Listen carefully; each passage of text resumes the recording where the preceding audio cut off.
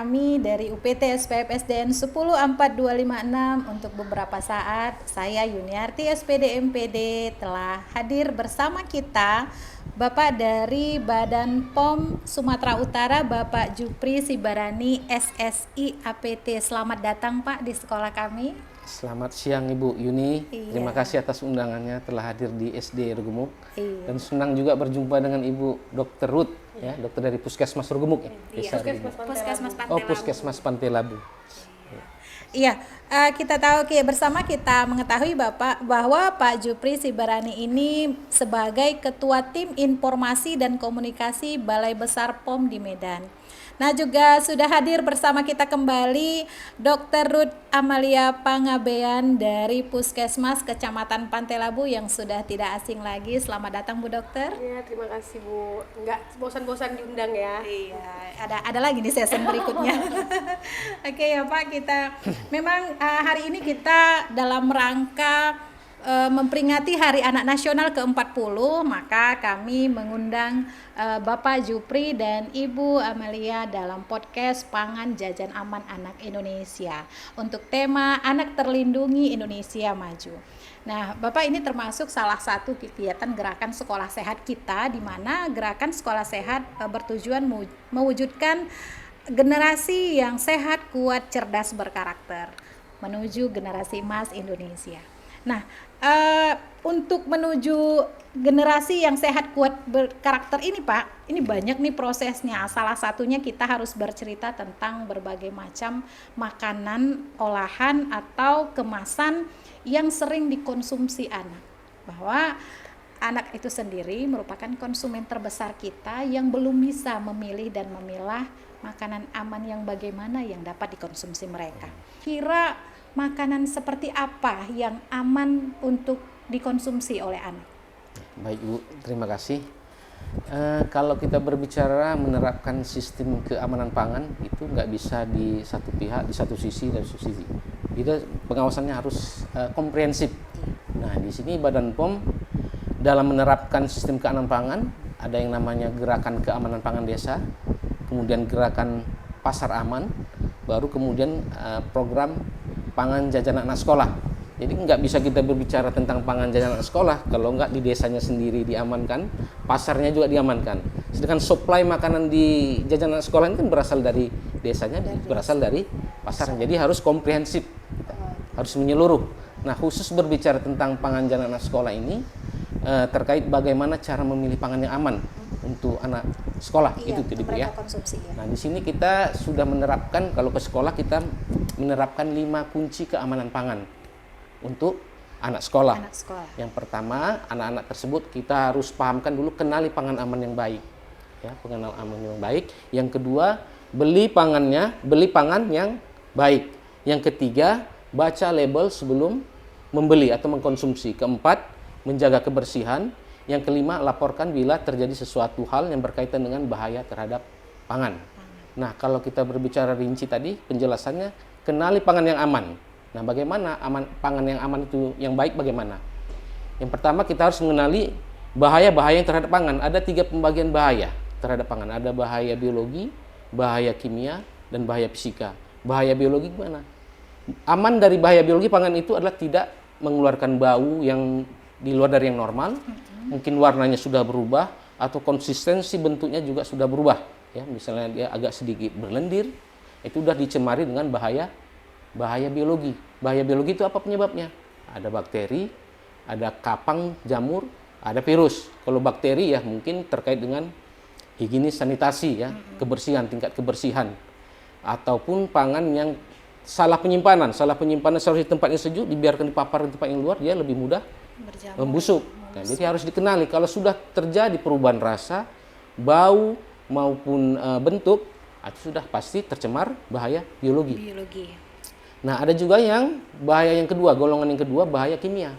Bahaya kimia ini ada yang memang sengaja ditambahkan, ada yang memang tidak sengaja.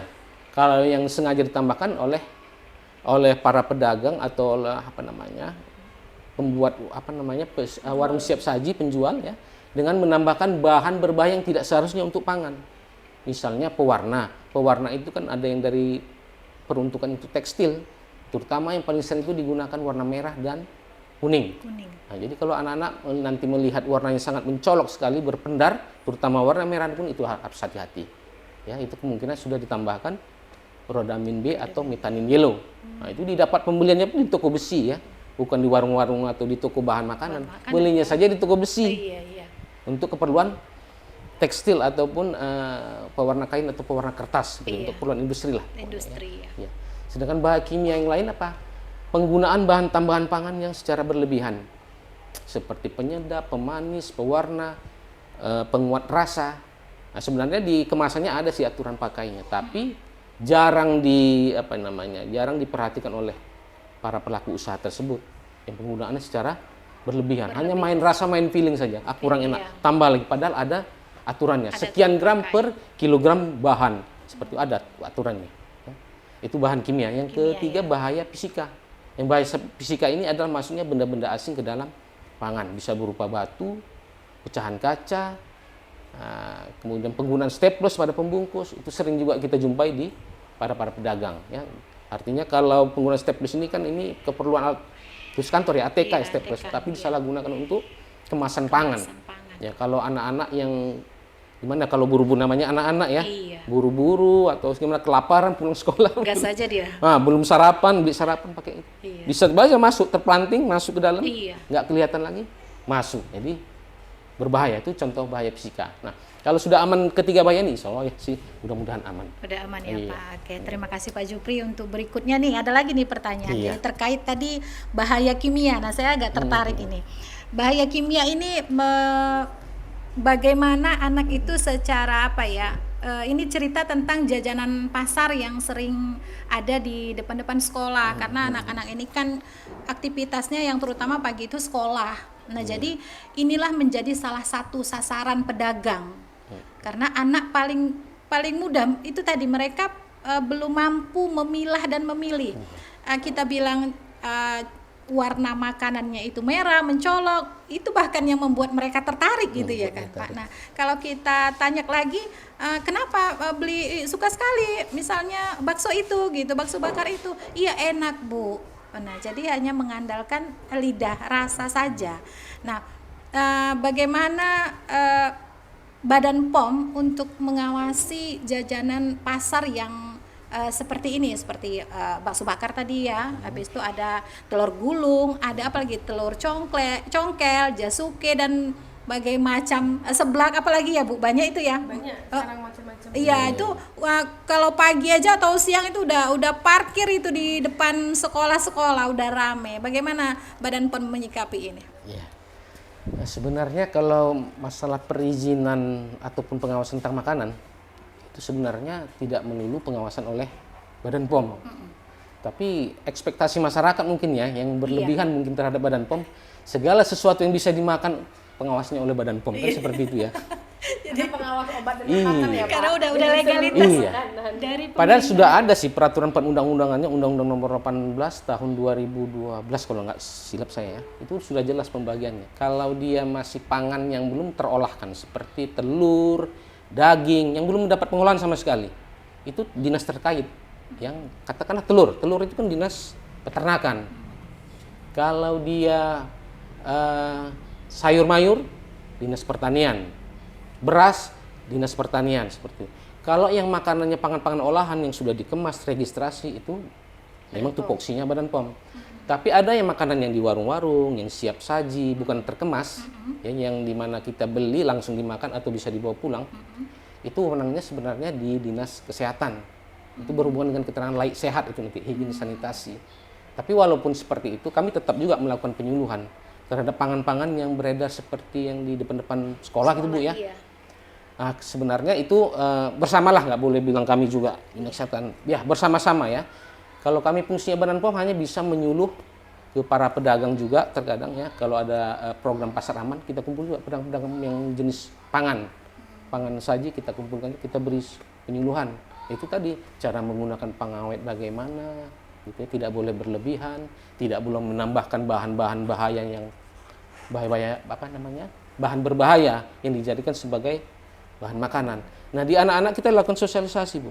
Kalau terhadap makanan yang mempunyai bahan tambahan pangan yang berlebihan, itu ciri-cirinya apa? Terasa sepat atau pahit di lidah, itu kemungkinan sudah terlalu berlebih penggunaan bahan tambahan pangan yang berlebihan. Seperti siklamat itu pemanis buatan. Itu kalau sudah kita makan, sekian jam masih terasa lengket manis di lidah atau di rongga mulut kita. Itu ciri-ciri yang sudah berlebih bahan tambahan pangannya. Keesokan hari ya nggak usah dibeli, atau sudah sempat dimakan sedikit ya sudah, yang sudah masih ada sisa ya nggak usah dimakan lagi. Itu yang bisa kita jelaskan kepada anak-anak. Kemudian jangan terpengaruh dengan makanan ataupun minuman yang mempunyai warnanya mencolok. Ya, seperti minuman itu kalau yang mengandung rodamin warna merah, itu kalau terpapar oleh sinar matahari itu agak memendar cahayanya. Itu ciri-ciri pewarna tekstil. Kemudian kalau di gulali-gulali yang kapas itu yang di pasar malam sering itu. Iya, sering ya. Ada bintik-bintik merah itu pasti dia tidak homogen, tidak larut dia itu. Kalau kita paparkan di sinar matahari masih nampak bintik-bintik merah itu, gak akan larut dia. Mungkin hal-hal seperti itu yang bisa kita ajarkan ke anak sekolah. Anak ya. Itulah yang bisa kita terapkan ke mereka. Itu ciri yang paling mudah ya Pak. Iya, yang paling gampang. dikenali Untuk ya. lebih jelasnya kan ke laboratorium. Oh iya, benar-benar. Iya, ini hanya untuk apa namanya? Yang Permisaan secara kasat mata, organoleptis lah kita bilang. Gitu, seperti itu. Iya. Ini saya semakin tertarik nih, makin ke sini. Nah, tadi Bapak bilang bahwa untuk pengawasan khusus jajanan yang tradisional itu kita meminta Dinas Kesehatan ya terkait. Nah, untuk ini kita ke Ibu Dokter dulu. Nah, Ibu Dokter gimana nih menurut Ibu Dokter terkait dengan makanan yang sering dijajakan di depan-depan sekolah untuk anak sekolah itu ya, seperti tadi bakso, ada cilok, ada apalagi itu macam-macam. Nah, apakah makanan ini aman untuk dikonsumsi anak? Kemudian apakah pengaruh makanan yang dikonsumsi anak untuk tumbuh kembang mereka? Silakan Bu Dokter. Kalau saya pribadi tadi sepakat dengan yang dikatakan Bapak ya, bahwasannya memang Dinas Kesehatan dengan BPOM bersinergi kalau untuk memang pedagang kaki lima. Iya. Namun tetap pada dasarnya mungkin kalau dari Dinas Kesehatan yang berpengaruh besar itu mungkin dari sanitarian, dari kesehatan lingkungan itu mungkin yang memang bisa mengecek makanan atau jajanan yang bekerja sama juga dengan BPOM nanti. Namun memang kita tidak punya kuasa ya Pak, wewenang ya untuk membubarkan atau serta-merta membatasi mereka menjual. Ya memang yang bisa kita lakukan hanya menyuluh jadinya ya Pak ya, menyuluh dan mengarahkan bahwasannya bahan-bahan makanan yang dipakai standarnya seperti apa, yang aman seperti apa. Ya kayaknya tadi yang disampaikan Bapak itu sudah cukup jelas bahwasannya memang penggunaan makanan-makanan, bahan-bahan makanan tambahan yang berlebihan yang sebenarnya aman ya Pak, tapi dalam jumlah terbatas dia masih aman. Tapi ketika dia sudah berlebihan dan anak-anak mengkonsumsi secara rutin setiap hari, itu yang menimbulkan resiko-resiko tinggi. Iya, terutama mungkin kayak yang Bapak bilang tadi, yang paling sering itu warna merah dan kuning. Karena memang secara psikologi sendiri warna merah dan kuning itulah yang paling menggugah selera makan. Jadi kenapa di logo makanan juga itu banyak orang yang pakai warna merah atau kuning. Mungkin kita paling gampang kita sebut merek mungkin makanan-makanan ayam goreng cepat saji. Rata-rata itu warnanya merah dan kuning. Mau brand dari Amerika, brand dari mana, ataupun brand kita sendiri yang lokal, itu pasti warnanya merah dan kuning karena memang itu menggugah selera. Nah kemudian kalau kita mungkin paling selain dari pewarna tadi, MSG kali ya Pak ya, penggunaan MSG yang kita bilang micin mungkin sekarang. Nah mungkin kalau dari pewarna tadi ada rasa pahit yang menetap di lidah. Mungkin kalau misalnya di MSG pada beberapa anak atau mungkin kita juga yang dewasa itu bisa merasakan kalau memang sudah terlalu berlebih MSG yang terkandung dalam suatu makanan tadi, mungkin ada rasa haus yang berlebih. Atau mungkin di beberapa anak juga ada nanti akan timbul seperti reaksi alergi, mungkin bibir itu terasa gatal, kering, atau mungkin muncul seperti keropeng-keropeng, itu ada memang akan timbul di beberapa anak. Nah memang kalau saya pribadi mungkin dalam 2 atau 3 minggu yang lalu ya Pak ya, ada beberapa kunjungan pasien yang rata-rata itu di usia anak sekolah dasar dengan keluhan rata-rata mensret. Nah kalau kita telaah memang rata-rata kita korek lagi anamnesanya, anak itu memang diberi uang jajan oleh orang tua. Nah kembali lagi seperti yang kita bilang tadi, anak belum bisa memilah. Dia hanya dengan hasratnya aja nih kan Pak, karena logika nih belum jalan kan. Kalaupun dibilang nggak baik, yang penting enak, yang penting suka gitu kan. Jadi memang kalau untuk kita pun bilang hati-hati ya anak-anak dengan nggak boleh jajan di luar, jajan sembarangan, nggak sehat, ini itu, kalau memang belum kejadian langsung sama dia seperti yang mensret atau kadang-kadang sudah mensret pun nggak kapok ya Pak kalau anak-anak ya. Kalau saya tuh sebenarnya lebih fokus ke orang tua jadinya Pak. Benar. Jadi memang mungkin dari pihak sekolah bisa bekerja sama atau mungkin setiap ada pertemuan orang tua mengingatkan kembali. Kalau saya biasanya sering edukasi ke orang tua bahwasannya anak SD itu lebih baik dibekali dari rumah. Jikalaupun memang dia ingin diberi jajan, kita sebagai orang tua yang mendampingi. Jadi jangan pernah berikan uang sama si anak. Jadi contoh kita punya budget nih untuk anak, misalnya budget jajan anak seminggu 50.000 misalnya. Kita yang mendampingi dia mungkin ke supermarket atau mungkin ke grosir. Jadi kita bisa lihat apa yang dia ambil. Contohnya mungkin roti atau susu atau snack-snack biskuit-biskuit yang memang orang tuanya sendiri yang memilih, seperti yang dikatakan Bapak tadi. Iya, karena kayaknya kalau anak-anak nggak akan mungkin bisa sedetail itu ya Pak ya. Karena kan dari kemasan aja kita harus lihat nih, kemasan masih bagus nggak? Jangan-jangan kemasan udah bocor, udah amem, expired. Mungkin anak-anak, apalagi anak di bawah kelas 4 SD mungkin nggak paham itu Bu, melihat kode produksi, kode expired itu nggak paham. Jadi memang mungkin pendampingan orang tua yang harus. Iya, jadi nanti pada setiap harinya orang tua yang menjatah apa jajan yang akan dibawa anak setiap hari. Gitu. Jadi memang ketika anak-anak sudah jajan di luar nih Pak, biasanya kan mereka kenyang nih, pulang sampai rumah nggak akan makan. Jadi balik lagi, makanan yang seharusnya dimakan, kebutuhan karbohidrat, kebutuhan protein, kebutuhan vitamin, mineral, serat dan lain-lain akhirnya tidak terpenuhi. Karena kenapa? Dia udah kenyang dengan jajan-jajan yang di luar, yang ternyata jajan itu tidak ada kandungan nutrisi yang mencukupi untuk mungkin kebutuhan dia berpikir setiap hari di sekolah. Itu juga yang menghambat mungkin pertumbuhan dan perkembangan anak-anak pada akhirnya gitu.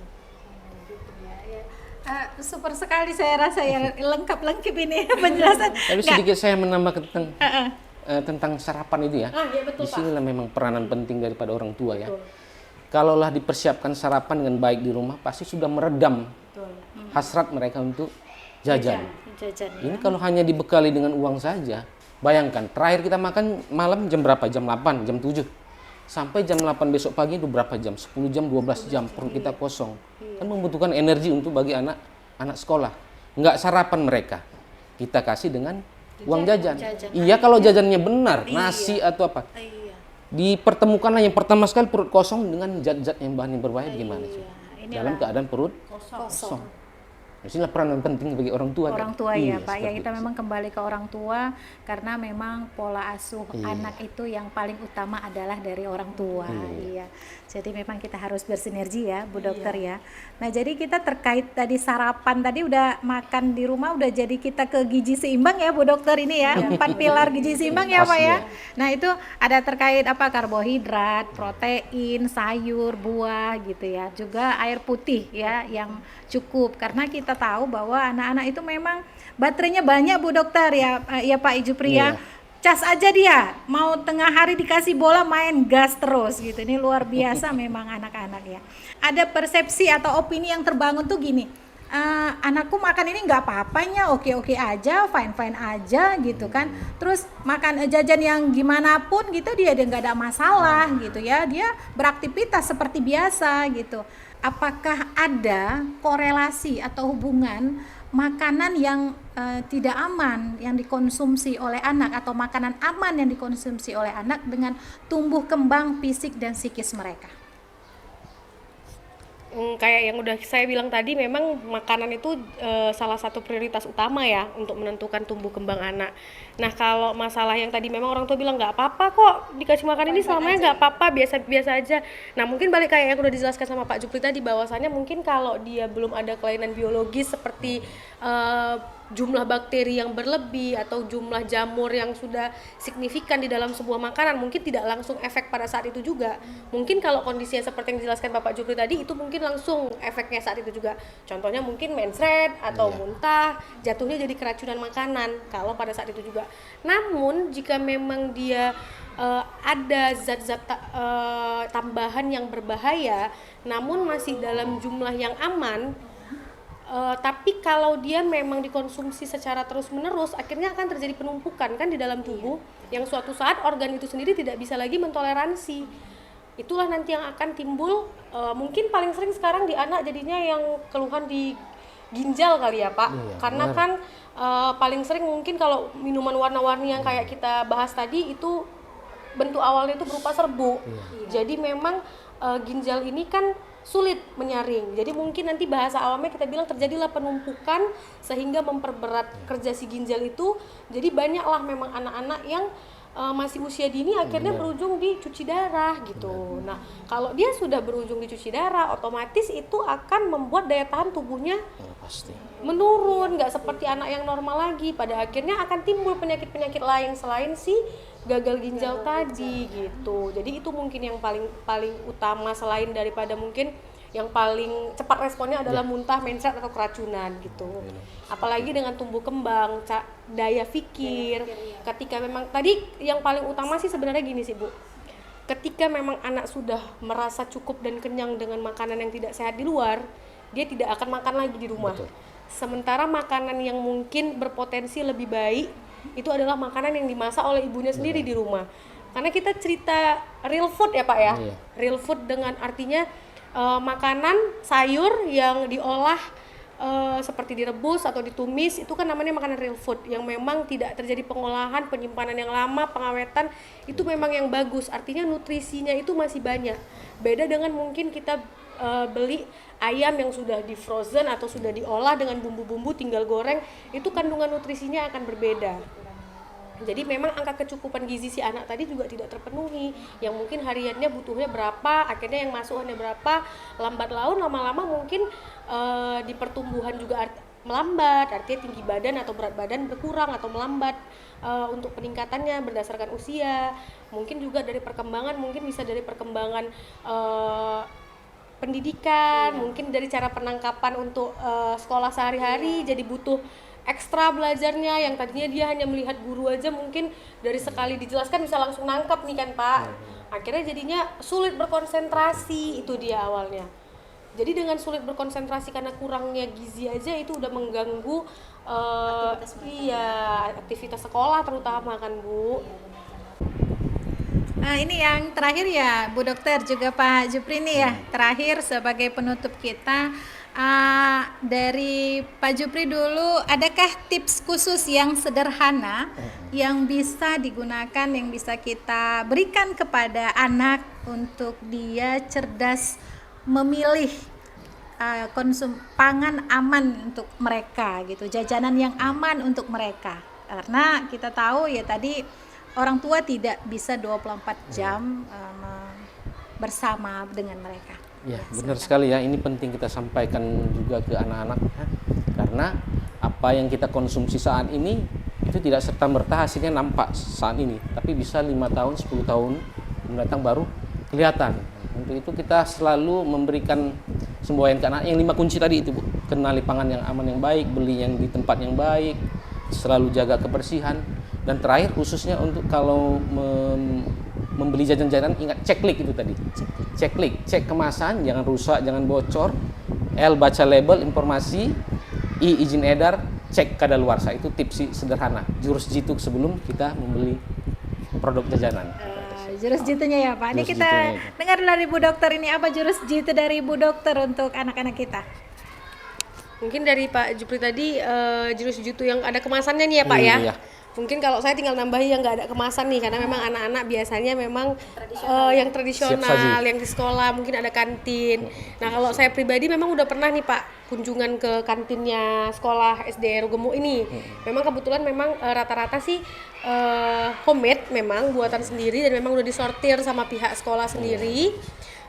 Jadi memang banyak buah-buahan juga, paling untuk tambahannya mungkin yang menarik anak-anak mungkin ada coklat atau tambahan meses-meses, itu aja sih paling. Kalau saya perhatikan memang untuk sekolah kita ini udah, kalau dalam kantin ya udah aman. Jadi mungkin saya tinggal menambahi mungkin untuk anak-anak, iya tinggal melihat yang di luar dari sekolah, lihat kebersihannya, mungkin kebersihan abang-abangnya, lihat mungkin tong abang-abangnya gimana, atau mungkin stylingnya bagaimana, atau lihat abang-abangnya itu berpakaiannya bersih nggak, rapi nggak, sehat nggak saat ini. Kalau udah dilihat abang-abangnya batuk-batuk, kayaknya bagus mundur aja. Kita cari jajanan yang lain, kita pilih jajanan yang lain.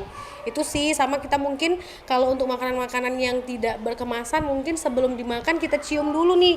Kita kan mungkin kalau beli makanan udah tahu nih kurang lebih kira-kira misalnya telur gulung, kita kan tahu nih harum-harum telur yang menggiurkan kayak mana. Kita cium dulu nih kalau ada bau-bau yang mungkin terasa asam atau kurang enak, kayaknya bagus kita buang aja, nggak jadi Kenali kita pangan makan. yang aman dan Iya baik. Kenali betul, dulu. tetap dikenali semuanya. Karena secara kasat mata ya Iya, Pak ya. kenali dulu. Itu aja mungkin dari saya. Sedikit pesan Ibu, kalau ada memang pengelola kantin ya, bisa saja didengar oleh pihak-pihak sekolah yang lain juga. Di kantin itu jangan disediakan minuman-minuman yang berenergi gitu ya. Energi itu kalau kita perhatikan registrasinya bukan registrasi golongan makanan, itu suplemen kesehatan, bukan diperuntukkan anak-anak. Kadang ini luput juga perhatian dari kita. Anak-anak kan nggak ngerti apa yang ada di warung dibelinya. Iya. Nanti kalau diingatkan di sekolah-sekolah jangan disediakan minuman yang berenergi. Di situ ada kafeinnya, asam taurnya. Kalau kafein diminum anak-anak 3 kali sehari bagaimana? Pagi, siang, malam 3 kali 50 gram, 150 gram, malam nggak tidur gelisah dia. Itu ya pesan bagi pengelola kantin. Saya tambahkan. Iya, terima kasih Pak Jupri dan Ibu Ruth Amalia. Apa namanya ya, asik ya ngobrolnya ya. Terima kasih oke Bapak Ibu telah sudah bersamai kami dalam gerakan sekolah sehat. Semoga anak-anak kami nanti akan tumbuh dan berkembang menjadi generasi yang sehat, kuat, cerdas, berkarakter. Mewujudkan Indonesia Emas tahun 2045. Sekian dan terima kasih.